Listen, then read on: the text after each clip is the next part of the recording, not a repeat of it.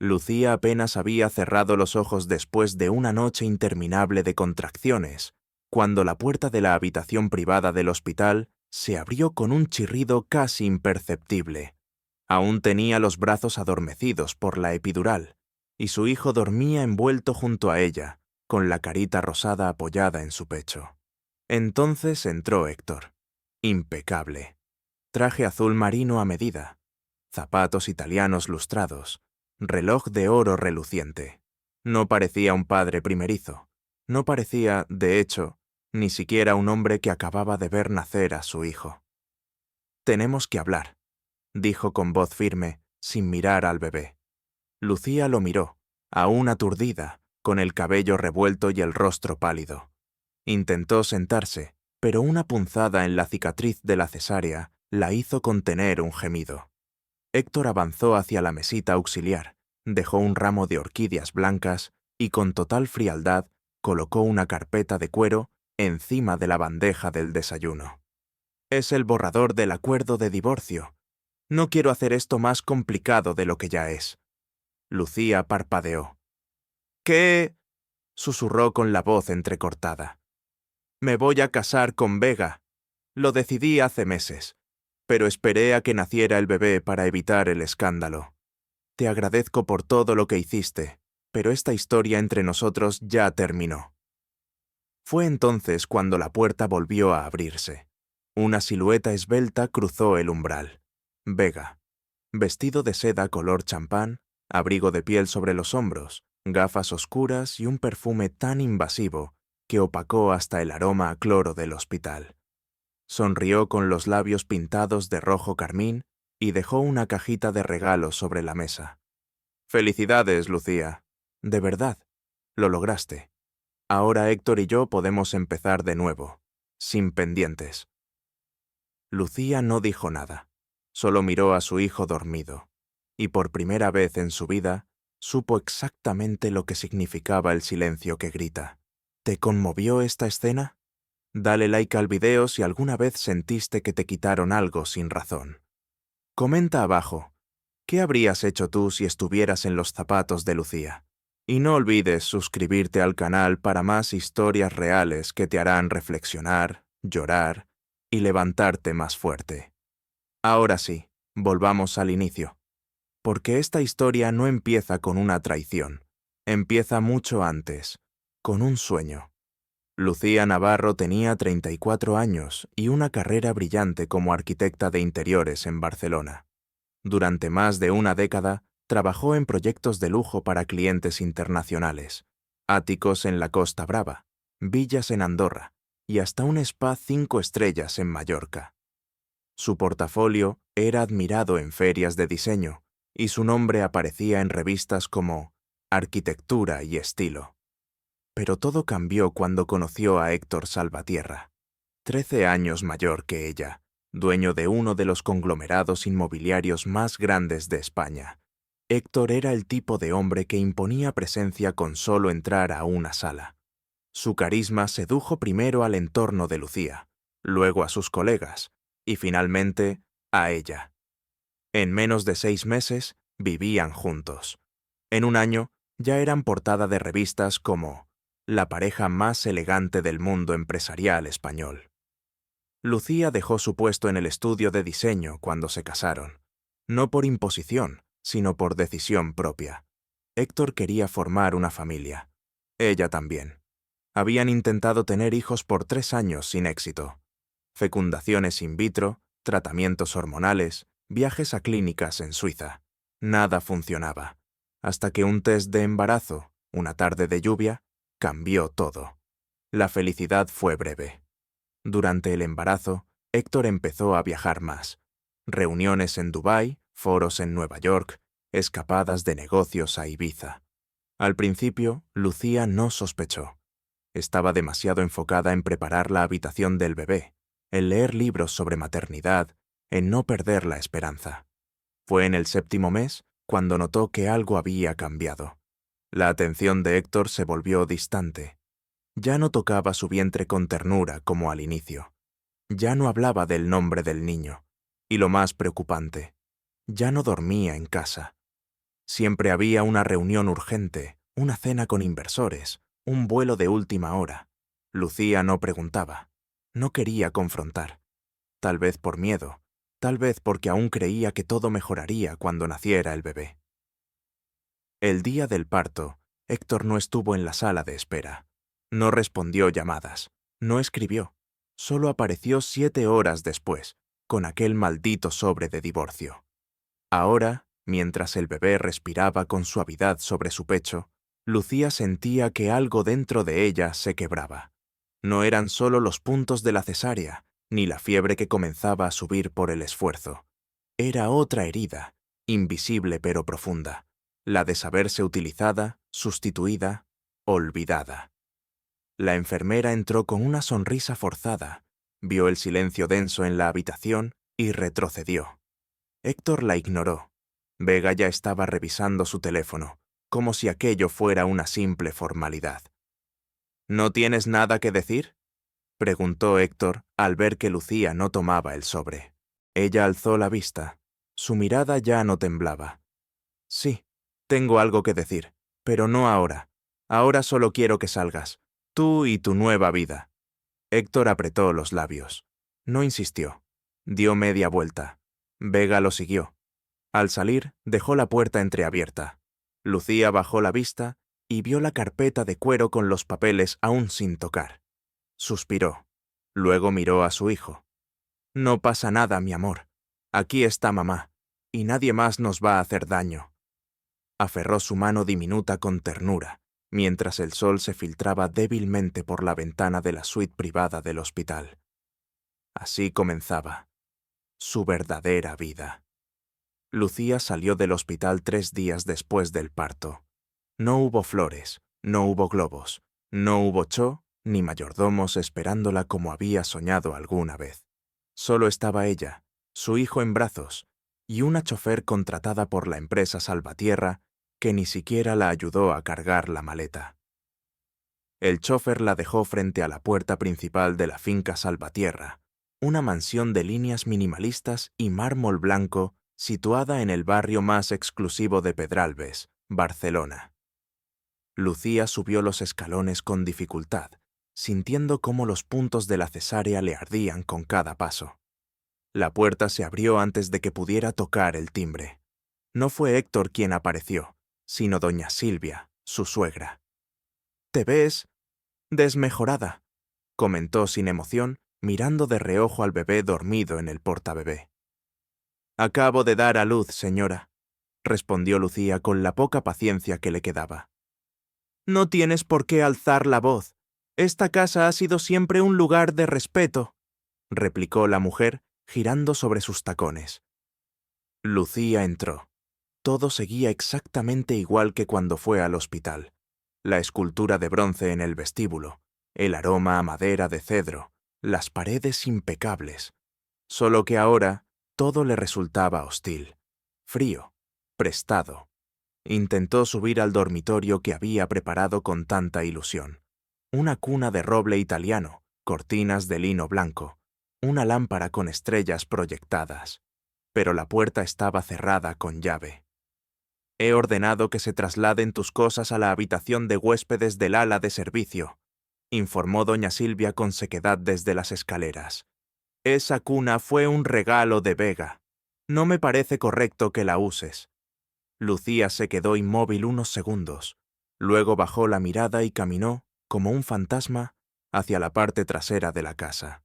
El cuarto asignado era pequeño, con una cama individual y una lámpara rota. El cambiador del bebé ni siquiera entraba. Tuvo que improvisar con una caja de cartón forrada con una manta. Aquella noche no durmió. El bebé lloraba constantemente, buscando el pecho, pero Lucía no tenía leche. La fiebre le había subido a casi 39 grados, y sus senos estaban inflamados, calientes al tacto. Apenas podía sentarse sin sentir que se le abrían las costuras de la herida. Llamó a la pediatra de urgencias, quien le recomendó llevar al niño al hospital si la fiebre seguía o si no lograba alimentarlo. Pero Lucía no tenía coche. Tampoco tenía acceso a dinero. Las tarjetas de crédito conjuntas fueron bloqueadas por Héctor por motivos de seguridad. Su móvil, al abrir la aplicación del banco, mostraba un saldo de 2,78 €. Al día siguiente, tocó la puerta de la cocina, donde estaban las empleadas. ¿Puedo pedir un taxi?, preguntó.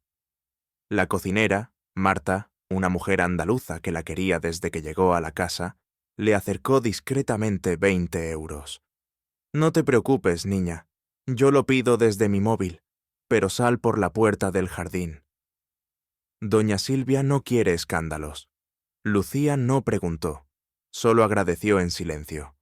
Envuelta en una bufanda y con el bebé pegado a su pecho, salió por la parte trasera de la finca hacia la calle. El taxi la llevó a una clínica pequeña en Gracia, donde atendían casos pediátricos sin cita. El médico le dijo que el bebé tenía principio de ictericia y necesitaba ser tratado con lámparas. También recomendó leche de fórmula hasta que Lucía pudiera recuperarse. Volvió a casa al anochecer, con una lata de leche en polvo y una lista larga de recomendaciones. Doña Silvia la esperaba en la cocina. ¿Dónde estabas?, preguntó con tono inquisidor. En la clínica. El bebé necesitaba atención, dijo Lucía sin mirarla. ¿Y crees que puedes seguir criando a este niño así, sin dinero, sin estabilidad, sin... ¿Un hombre? Lucía apretó los labios. No necesito un hombre, solo necesito respeto. Silvia la miró con lástima. Mira, hija, tú ya no formas parte de esta familia. Héctor ha dejado todo en manos de su abogado. Solo quédate aquí hasta que te repongas, pero cuanto antes te vayas, mejor para todos. Esa noche, Vega apareció. Irrumpió en la cocina como si fuera su casa. Vestía un conjunto de cachemir beige y botas hasta la rodilla. Llevaba un bolso Hermès y una caja de frutas orgánicas. «Hola, Lucía», dijo con tono cínico. «No vengo a pelear, solo a ayudarte a dar el siguiente paso». Sacó un sobre rosa de su bolso y lo dejó sobre la mesa de fórmica, donde Lucía calentaba el biberón. «Aquí hay 10.000 euros, suficiente para un nuevo comienzo. No tienes que quedarte aquí como si fueras un estorbo. Hazlo por el niño». Lucía no respondió. Su cuerpo temblaba, no de miedo, sino de agotamiento y rabia. En ese instante, Marta entró con una taza de manzanilla, vio la escena y, sin pensarlo 2 veces, la estrelló contra el suelo. «¿Pero tú quién te crees que eres? ¿Vienes a comprar una madre como quien compra un bolso?» Vega retrocedió. Se arregló el cabello con dignidad herida. «Solo quiero paz, que cada quien tenga su lugar». «Entonces vete», murmuró Lucía por fin, «porque mi lugar es junto a mi hijo. El tuyo, ya veremos». Vega salió sin despedirse. El sobre quedó sobre la mesa. Lucía lo dejó allí, intacto, como si contuviera veneno. Esa noche alimentó a su bebé con fórmula, mientras apuntaba, en su celular, los primeros gastos. Leche infantil, 21,50 €. Taxi ida y vuelta, 34 euros. Termómetro digital, 18,90 €. Compresas estériles, 11,75 €. Analgésicos, 9,40 €. Guardó la nota con la fecha de nacimiento de su hijo como contraseña. Se prometió que a partir de ahora no iba a olvidar nada, ni lo que le quitaron, ni lo que iba a construir. Porque si algo había aprendido ese día, era esto. No hay riqueza más grande que el amor de un hijo. Y no hay fuerza más imparable que una madre herida, pero despierta. La madrugada del día 10 tras el parto, Lucía se despertó empapada en sudor. El bebé, por fin, dormía profundamente tras una noche agitada. El aire en la habitación de servicio era denso, húmedo. La lámpara apenas iluminaba, y el colchón crujía cada vez que ella se movía para acomodarse. El sobre rosa de Vega seguía allí, encima de la cómoda oxidada. 10.000 euros en efectivo que podían pagar un alquiler, comida, incluso una niñera. Pero Lucía no lo tocó. Era el símbolo de su humillación. Prefería pasar hambre antes que aceptar la limosna de quien la había despojado de todo. A las 6:30 de la mañana, preparó un pequeño bolso. Pañales, leche en polvo, documentos del bebé, su laptop vieja y un cargador enredado con cinta. Luego, caminó en silencio hacia la salida trasera, donde Marta la esperaba. ¿Estás segura, niña? ¿Y si Héctor te denuncia por llevarte al bebé? Que lo intente, respondió Lucía con una calma helada. Yo soy su madre, y ya no me puede quitar más de lo que me ha quitado. Salió sin mirar atrás. Tomó un taxi al centro de Valencia. Allí había vivido durante sus años de universidad. Conocía las calles, los barrios económicos, los hostales. Preguntó en una pensión discreta si aceptaban madres con hijos. Por 10.000 pesetas al mes, le ofrecieron un cuarto de 12 metros cuadrados con baño propio y una ventana que daba a una calle estrecha. No había cuna, no había aire acondicionado, pero había silencio. Lucía colocó al bebé sobre un colchón delgado en el suelo, le dio un biberón tibio y por primera vez en días respiró sin que le doliera el pecho. Luego se sentó en la silla plástica junto a la ventana y encendió su computadora. Tardó casi 10 minutos en arrancar. La pantalla parpadeó. Los ventiladores chillaron, pero encendió, y eso bastaba. Abrió su correo y buscó una conversación antigua con Clara Valls, su mejor amiga de la universidad, ahora directora de un pequeño estudio de diseño en Valencia. Le escribió un mensaje corto. Clara, estoy en Valencia. Estoy sola con mi hijo. Si tienes trabajo freelance, lo necesito. Puedo empezar hoy mismo. Adjuntó su portafolio con proyectos antiguos, casas minimalistas, lofts, locales comerciales. A los 20 minutos, recibió respuesta. ¿Estás bien? ¿Dónde estás? Te llamo. Lucía contestó solo con una ubicación. Clara la llamó de inmediato.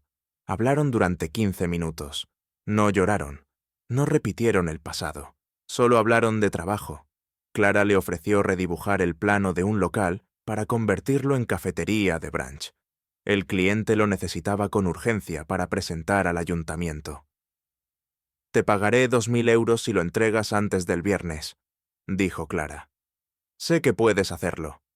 Lucía colgó. Abrió un archivo nuevo en AutoCAD. Extendió los dedos. El teclado estaba sucio, algunas letras borradas, pero sus manos sabían exactamente qué hacer. Era como si el cuerpo recordara lo que la mente había olvidado entre lágrimas. Pasó toda la tarde dibujando. Cuando el bebé lloraba, lo amamantaba con biberón y volvía. Solo pausó para cambiar pañales y preparar avena instantánea con agua caliente. Al caer la noche, había avanzado el 40% del plano. El diseño era simple, pero debía cumplir normas técnicas específicas. Se obligó a revisar cada línea, cada proporción, como si de ese plano dependiera su existencia entera. Y quizás era cierto. Al tercer día, envió el archivo. Minutos después, recibió una transferencia directa en su cuenta, 2.000 euros. Lucía se quedó mirando la notificación durante largo rato. Era la primera vez, desde el embarazo, que alguien le pagaba por su talento. No por ser esposa, no por ser madre, solo por ser Lucía Navarro, arquitecta. Lloró en silencio.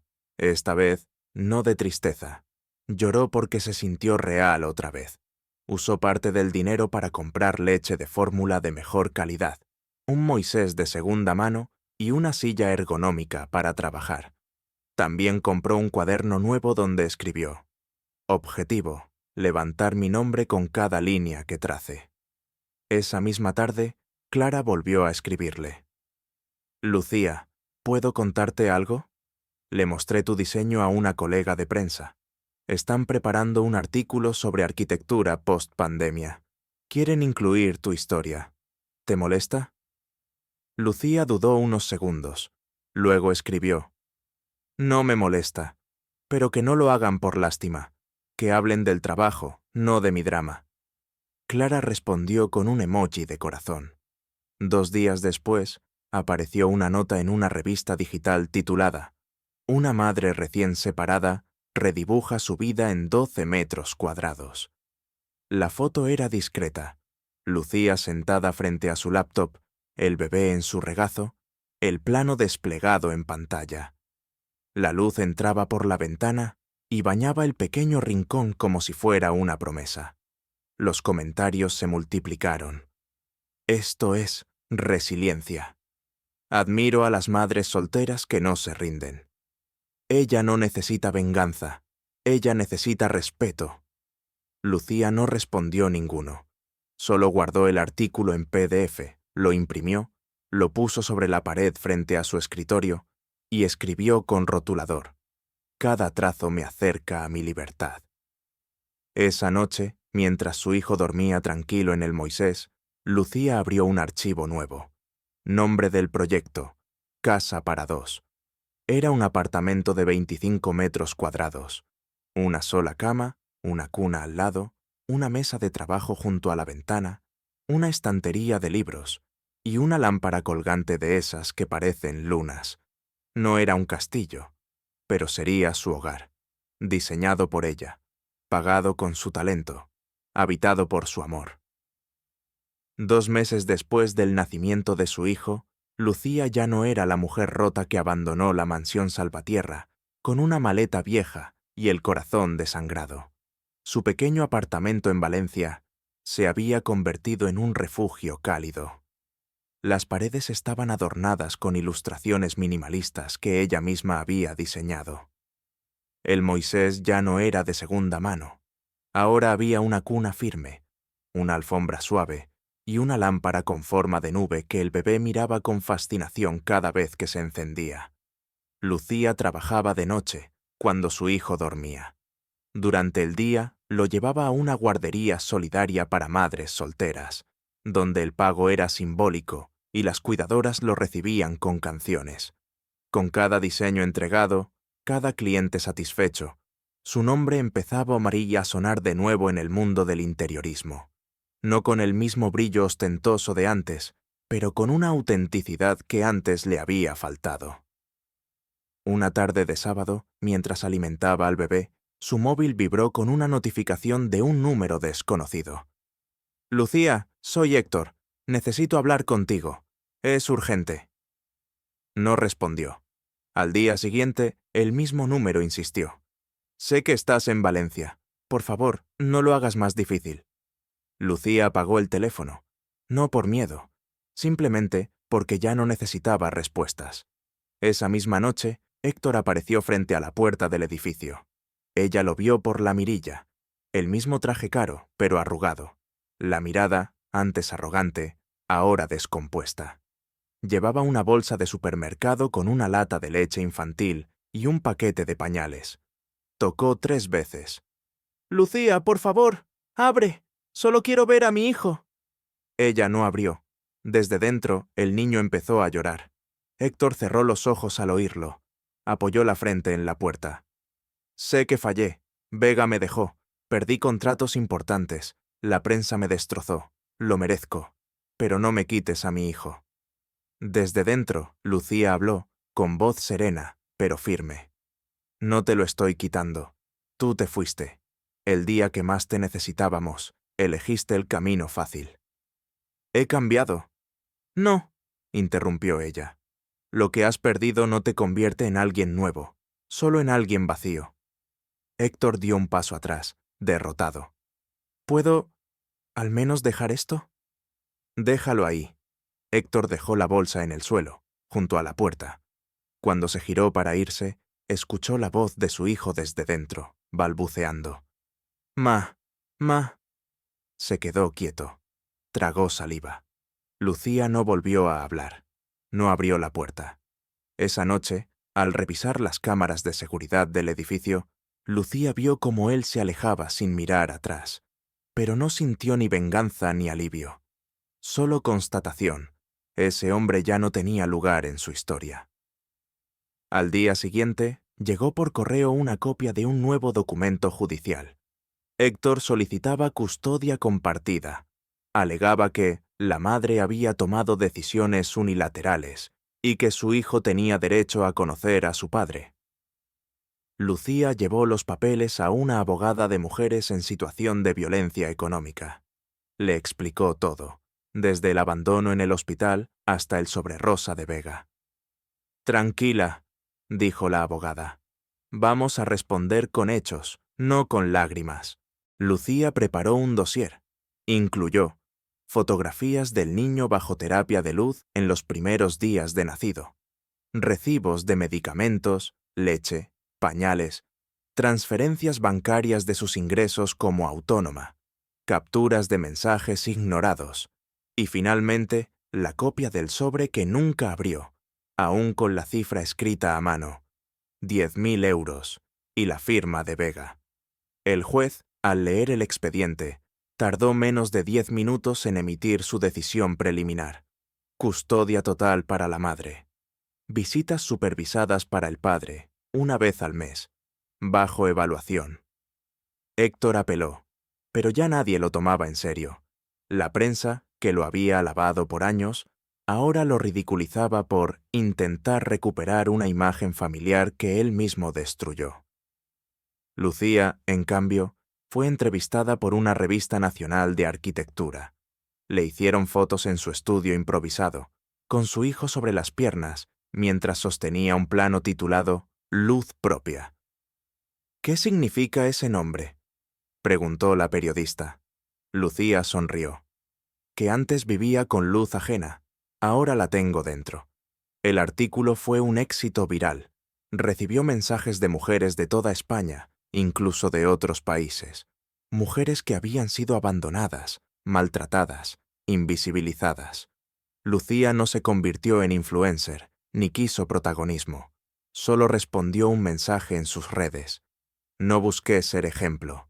Solo quise sobrevivir sin destruirme en el intento». Días después, mientras paseaba con su hijo por el parque, lo vio a lo lejos. Héctor, sentado en un banco, con un peluche en la mano. Al verla, se levantó. Dudó. Caminó hacia ellos. El niño, al verlo, se escondió tras la pierna de su madre.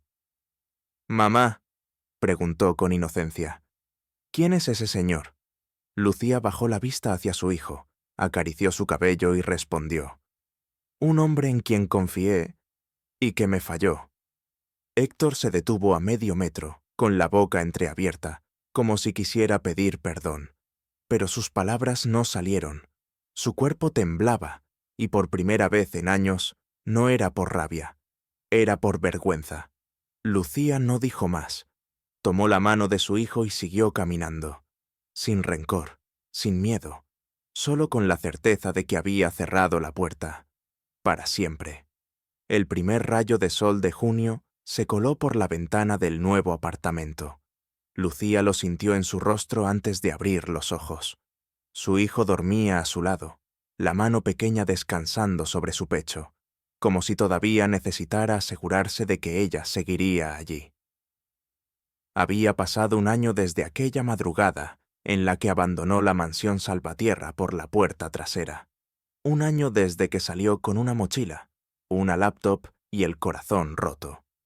Ahora vivía en un piso de 45 metros cuadrados, con terraza, luz natural todo el día, plantas de lavanda en el balcón y una cocina americana que ella misma diseñó. Ya no era un refugio, era un hogar. El nombre que había puesto en la entrada del edificio no decía Lucía Salvatierra, como antes aparecía en sus tarjetas de crédito. Ahora decía simplemente Lucía Navarro, arquitecta, madre, mujer.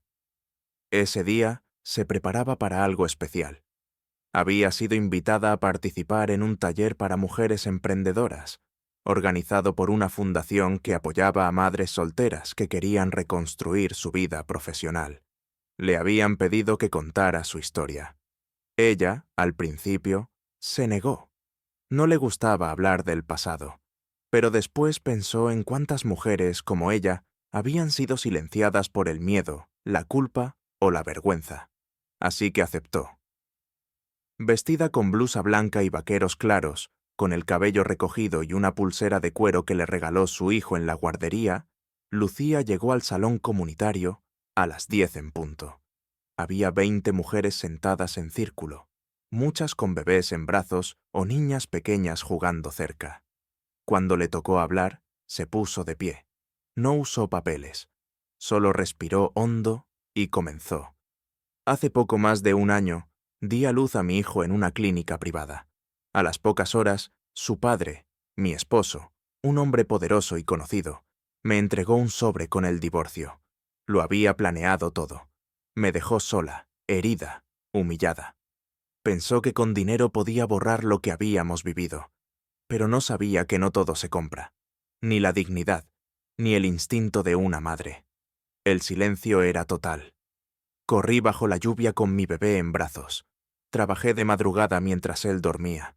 Dibujé planos en una mesa plegable con el cuerpo roto por la cesárea. No tenía mesa, no tenía silla, no tenía ayuda, pero tenía una decisión: no convertirme en víctima de nadie más. Una mujer empezó a llorar en una esquina. Lucía respiró, con la voz entrecortada, pero firme. No aprendí a perdonar. Aprendí algo mejor: a no necesitar perdonar para poder vivir, porque no todo merece una segunda oportunidad, y no todos merecen volver. Las mujeres aplaudieron. Algunas se pusieron de pie para abrazarla. Al salir, una niña pequeña se le acercó y le dio una flor de papel. «Mi mamá también te escuchó», dijo la niña. «Dice que tú eres valiente». Lucía sonrió con ternura. «Tu mamá también lo es. Todas ustedes lo son». Regresó a casa caminando, con su hijo dormido en el cochecito y la flor de papel en la mano. Al llegar, recibió un mensaje de Clara. «Lucía, saliste publicada en Revista Interiores. Tu proyecto Casa con Sol está entre los 5 más destacados del año». Adjunto al mensaje venía una foto: la fachada blanca, líneas limpias, una ventana panorámica y enredaderas trepando por las paredes. Un diseño simple, funcional, hecho con materiales sostenibles, pensado para mujeres que empezaban de nuevo. El nombre lo había puesto su hijo una mañana mientras dibujaban juntos. «¿Por qué tiene tanta ventana, mamá?» «Para que entre el sol». «Entonces es una casa con sol». Lucía, con lágrimas en los ojos, lo anotó tal cual. Los encargos empezaron a llegar uno tras otro. Cafeterías en pueblos pequeños, casas rurales, alojamientos turísticos para madres solteras. No cobraba caro, solo lo justo. Y siempre añadía algo especial: un rincón de lectura, una terraza para plantar, una pared para fotos. Mientras tanto, del otro lado del país, Héctor ya no aparecía en revistas.